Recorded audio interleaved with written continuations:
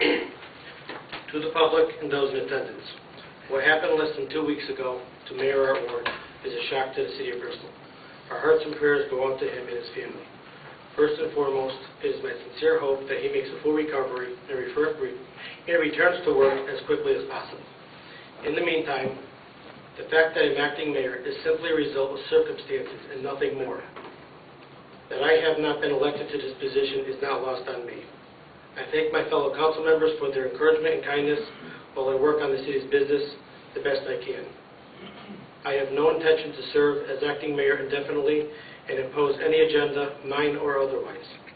It is my job and the council's job to keep Bristol, as Mayor Ward would say, moving forward, while being respectful of the Mayor Ward's vision, and that needs to be our focus at this time. I have served as acting mayor in Mayor Ward's absence for 10 days. The requirements of this full-time position are significant. The City of Bristol does not merely run itself, but with the support of the council and all the employees and the citizens of Bristol, it will continue to function smoothly until Mayor Ward returns. I have looked at all council members' schedules, as well as assignments and attendance records for boards we all serve on.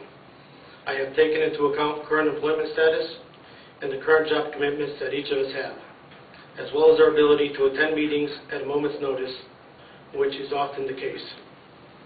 I have reached out to all members of the council to discuss what should occur for the next 30 days. Unfortunately, some have chosen not to return my phone calls. What has happened to Mayor Ward was a shock to all of us and has revealed shortcomings in our charter that need to be addressed. The job of acting mayor is no longer a ceremonial position, as it has been referred to in the past. It is a huge commitment, and I feel at this time it is best to maintain the consistency, not to appoint any new acting mayor.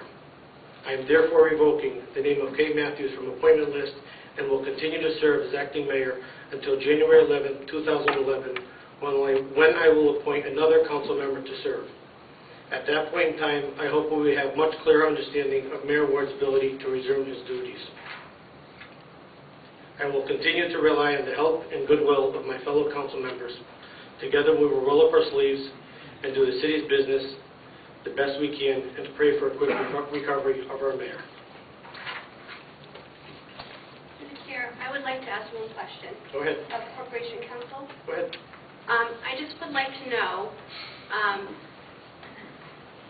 given Councilor Cockayne's decision, if something were to happen to Councilor Cockayne between now and January 11th, what would happen? Because clearly we don't have an understudy, and I know it's not in the charter, so it looks like there may be some uncertainty here, and I would like to know your position on that. Are you planning something?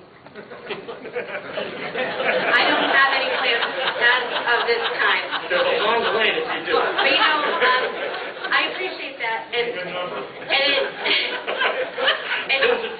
you may not have, you may have some people in this audience who don't wish you well, and that's certainly not me. But I think it's a very serious question, and all joking aside, I really think that because the charter is silent, we need an answer on that, and we need that not just for our own purposes, but for the city of Bristol and the comfort and of all of our citizens. Councilwoman Matthews, I wish I had an easy answer for you, and I don't. Okay. Our office, all four of us, have spent the better part of a week researching cases, researching statutes, researching and interviewing other towns, researching how all of their charters are drafted or not drafted. The startling thing to all of us is that we have not discovered a single community in the state that has attempted in their charters to resolve this issue. I've taken a look at the Home Rule Act in addition, which, as I'm sure you're aware, was established to provide individual municipalities with the maximum authority to build their platforms on how they would like to have their communities perform their various actions. The Home Rule Act doesn't provide us with any clear view either as to the way in which we would proceed. Your question specifically is, in the event an acting mayor is found to be unable to serve in that role, I don't know that I have an answer for you. I really don't have an answer. No offense to all these guys, but this is clearly not a beauty pageant.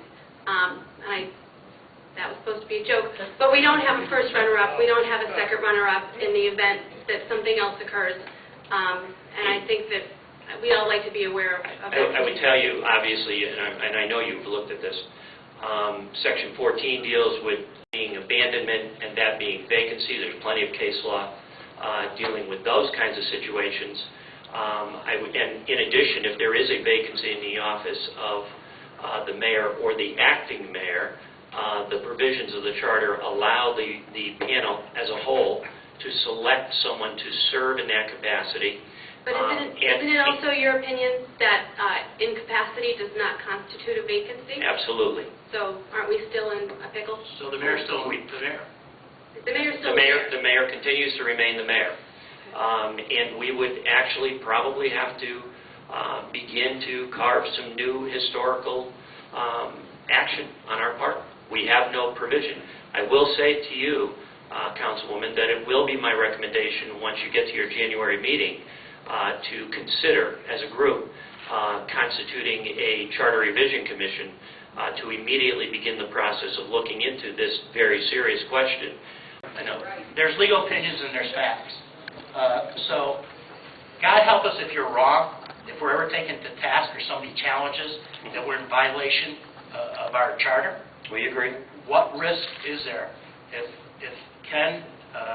Councilman Cockayne is naming himself, and that is at a later date to be determined that those violate our city charter? What is at risk for the city? Keeping in mind that we have about $40 million worth of school building contracts. Let's cut the floor. Let him have the floor. I mean, that's the point, though. He's got the floor. If you want to speak after, you can speak. So that's my question, is basically what risk does the city hold if we are making the wrong decision to violate our charter? If what you're asking us is to provide you with an opinion on that regard, honestly, I think we need to do a more detailed analysis and provide you with a more definitive answer to the question that you're posing. This question had not come up to me in advance of the meeting. If it had, I would have been happy to have answered it. And if you really do want an answer, I'd be happy to ask you to recess, and we'll be happy to go and do some work on it and come back. Attorney Criqui, let me ask you, how many council people came to your office for any of these questions asked during the last 10 days, besides myself? Maybe you should ask every other member of the office, because I myself have been... I am asking the court counsel who is standing at the podium. You don't You'll have show respect for the mayor's seat. Whether you like them here or not, you'll show respect for the mayor's seat. Point of order. Clint, you still have the floor. I thought I did. I just have one clarification. The appointment that you revoked in the mayor ward from the 3rd, I'm not sure that I caught the date that you're saying that you're holding the appointment to. Was there a date, a definitive date? The next council meeting, January 11th.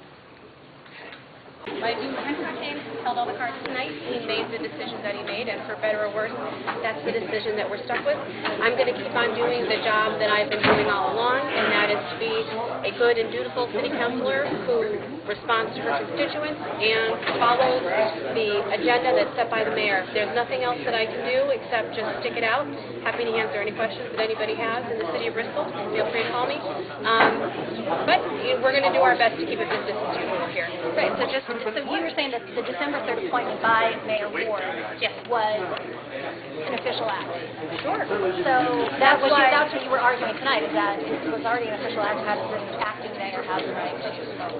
Well, that's not really what happened, and I hate to argue a fine legal point. It's kind of a complicated thing, but the fact that it's truly an appointment that was a done deal as of December 3rd is proven by the fact that Councilor Cockayne had to do something to revoke it, to take it away. Right. So that really proves that it was Art Ward's act of office that he did on December 3rd. Right. You don't have to revoke it if it's nothing there. So it's a pretty significant thing that happened tonight.